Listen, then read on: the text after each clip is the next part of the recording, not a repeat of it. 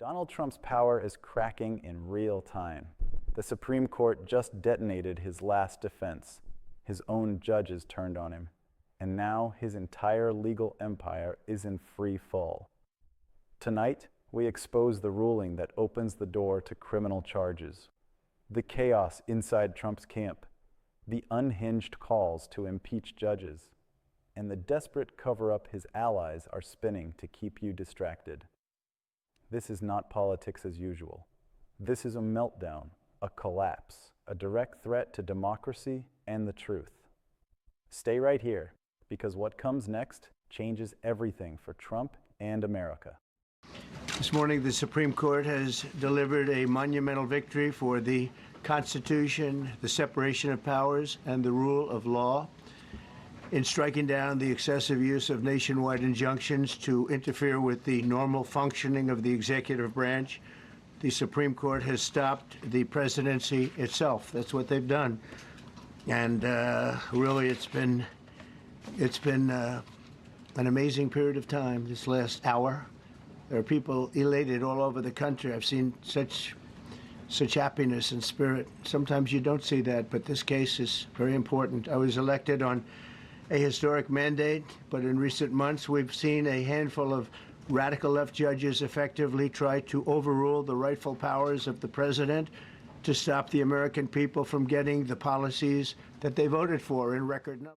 We open tonight with a question that cuts straight to the survival of the republic. When a president and his movement try to put themselves above the law, will our institutions hold the line or fold? Because what we just watched in Washington isn't some abstract legal seminar. It's a live stress test of American democracy.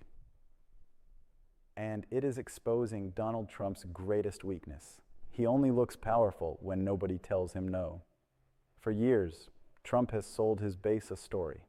The story says he owns the courts, that the judges he picked are his bodyguards, that the system is rigged for him, not against him, that no matter what evidence comes out, no matter how many investigations or indictments land on his doorstep, his Supreme Court will swoop in and save him. That myth has been his shield, his fundraising pitch, his excuse for everything. But here's what actually happened. The Supreme Court, in a deeply controversial ruling, tried to carve out a new protective bubble around former presidents for so-called official acts. It's a decision legal scholars are going to be arguing about for decades. And yes, it creates dangerous gray zones. But even in that opinion, even in something Trump bragged about online, there was a brutal truth baked in. There is a line. There are things a president does that are not protected. There are crimes that cannot be laundered into immunity by slapping the word official on top. That's where Trump's fantasy collides with reality. Because his entire strategy has been simple. Blur every line, turn every scheme into presidential duty, call every investigation political, claim every limit is illegitimate, and count on the judges he appointed to bless that lie. When the courts start refusing to do that, even partially, his image of total control starts to fracture. Let's spell out the pattern, because it runs through everything. This is a man who watched over 60 election lawsuits collapse, not before radical left judges, but before Republicans, conservatives, Trump appointees, people who wanted to see the proof and didn't. This is a man whose businesses have been dragged into fraud trials, whose allies have been hit with defamation judgments for pushing his lies, whose orbit has been pulled into criminal exposure again and again. The thing that keeps stopping him isn't a secret cabal, it's paperwork. Evidence, oaths, judges doing their jobs. That's why he has become obsessed with turning judges into villains or henchmen. There's no middle ground in Trump world. You're either brave and fair when you shield him, or you're corrupt and evil when you enforce basic law.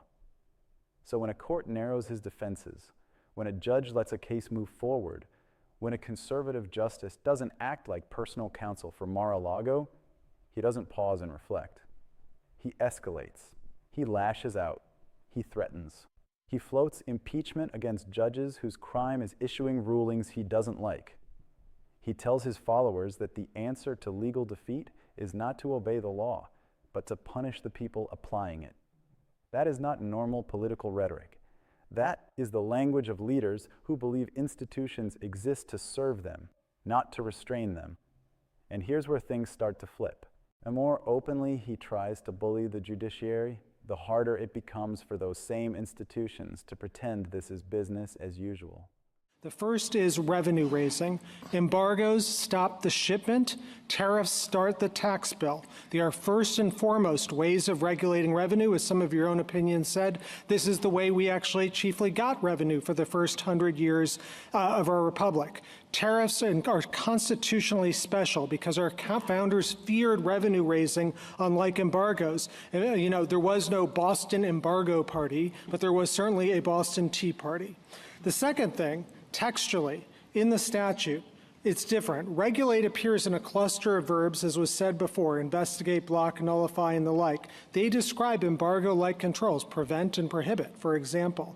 But they don't describe revenue exactions. That's Justice Kagan's point. The one verb that's missing here is anything about raising revenue whatsoever.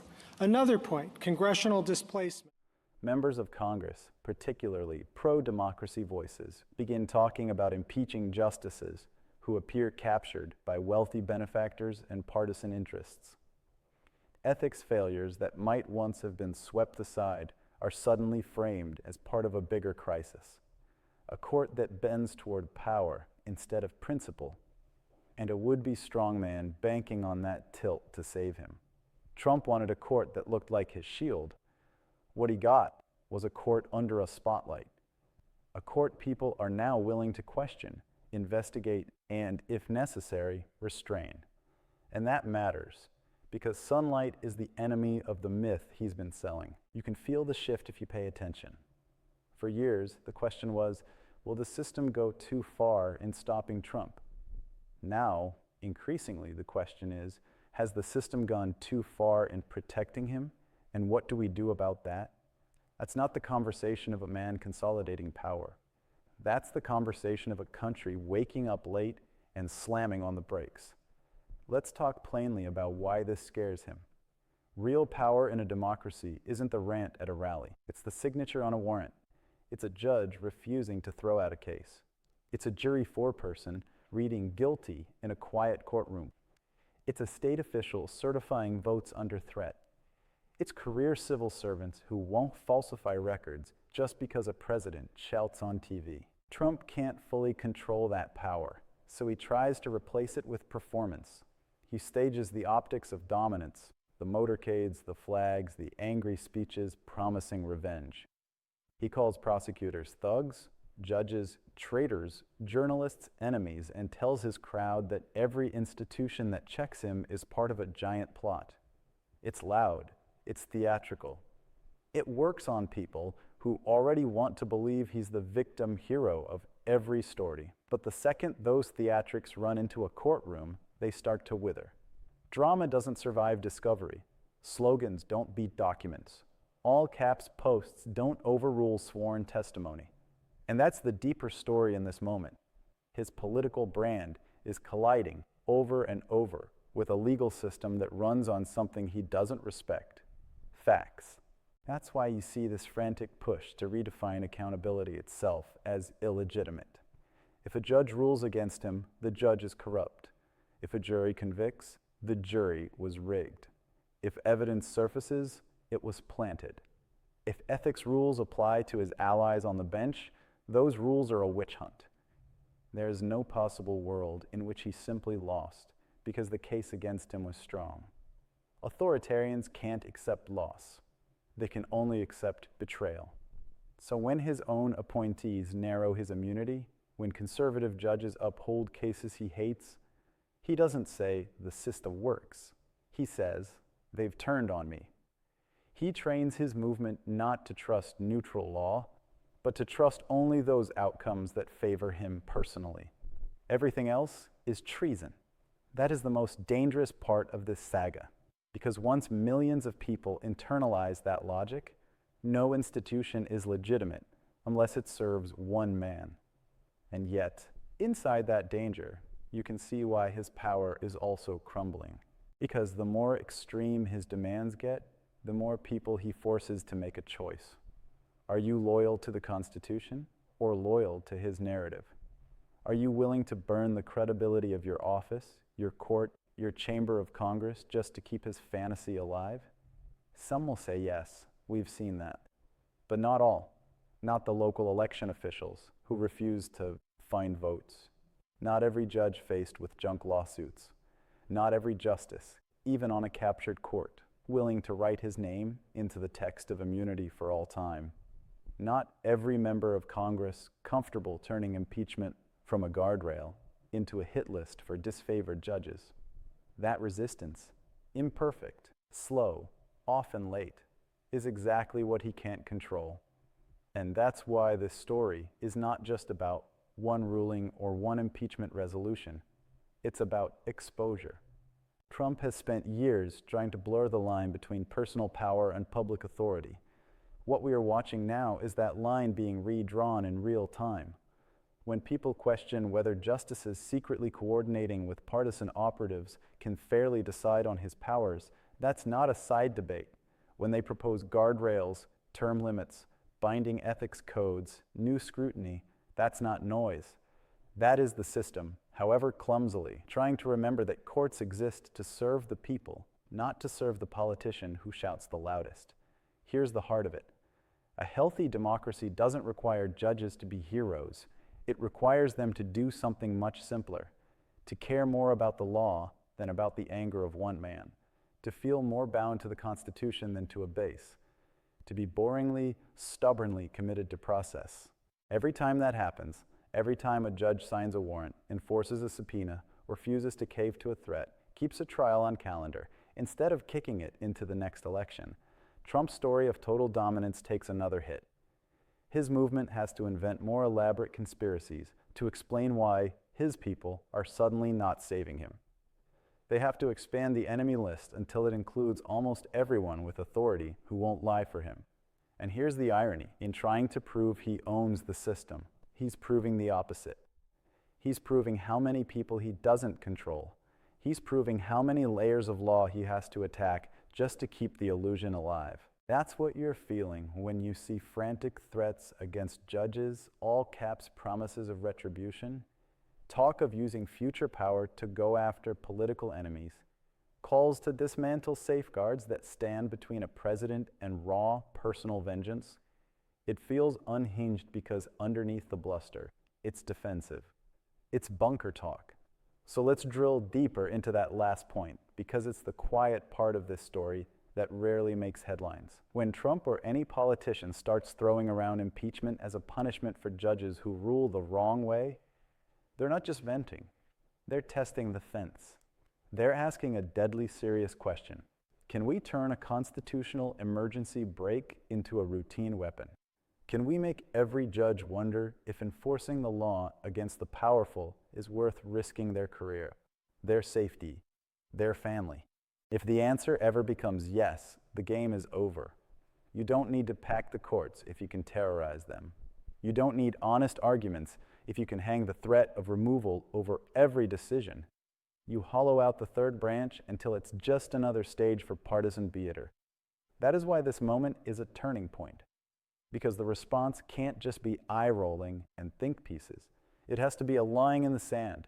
Impeachment is for corruption, for criminality, for gross abuse of office, not for inconvenient rulings. The day we accept the opposite is the day we move from constitutional government to personalized rule. And here's the hopeful side you're allowed to hold on to. There are still people in all three branches who get that. You can hear it in the way some judges talk about the danger of unchecked executive power. You can see it in lawmakers who, whatever their party, refuse to sign on to open blackmail of the judiciary. You can feel it in communities that show up to support election workers, to defend local officials who did their jobs when it mattered. That doesn't erase the threat. It doesn't mean we're safe, but it does mean Trump is not operating in a vacuum where everyone quietly falls in line. Every pocket of resistance, every official who chooses duty over cult, chips away at his ability to rule by fear. So when you strip away the noise, here's the choice America is staring at.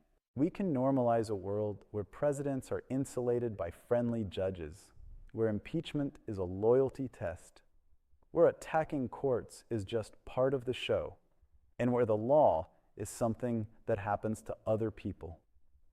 Or we can enforce a much harder standard, that the rules reach the top, that power comes with accountability, not exemptions, that judges, however imperfect, must be free to say no to the loudest man in the room. Trump has made his preference brutally clear.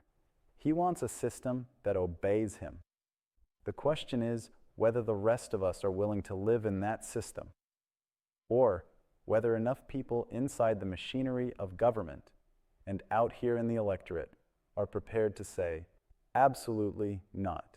Because if they are, if you are, then this crumbling we're talking about is not automatic, but it is real. It's visible in every subpoena served, every ruling upheld, every investigation allowed to proceed, every official who refuses to fabricate comfort for a man who's terrified of being ordinary in front of a judge. In that light, what we're watching right now is bigger than one case, one headline, one outburst. We are watching a test of whether the words, "No one is above the law," are a marketing slogan or a governing principle. If they're a slogan, then Trump's path is clear. Discredit, intimidate, punish, repeat, until only loyalists are left. But if they're a principle, even an imperfectly applied one, then his path narrows with every honest decision. Every time someone in authority chooses the Constitution over his ego, his story of permanent dominance loses air. There's another layer here we can't ignore: trust. Once people watch a leader attack every judge, every jury, every investigator who crosses him, they start to understand something he never intended to reveal: that his survival depends on destroying your ability to believe anyone else. If you can't trust the courts, can't trust the press, can't trust career officials, then the only truth left is whatever he says in that moment. That's how strongman politics works. It's not just about controlling institutions. It's about convincing you that institutions are worthless. But reality has a way of bleeding through. Cases move, facts come out, allies flip, rulings stack up. You don't have to love every judge or cheer every verdict to see the broader pattern. When the process is allowed to function, it repeatedly finds his claims hollow. And each time that happens, each time the myth of invincibility takes another hit, a few more people step back and say, wait, maybe the problem isn't the entire legal system. Maybe the problem is the one man who insists he's always the victim. That's the slow, grinding kind of accountability he fears most. The kind built not on drama, but on accumulation. So if you're looking for the real measure of this moment, don't just watch what he says. Watch who still flinches. Watch who still bends. And then watch all the people in black robes and bland offices and crowded polling places who don't. That contrast is the story. One man demanding a crown and a system, flawed, rattled, slow, that still has just enough spine left to tell him, you are not a king.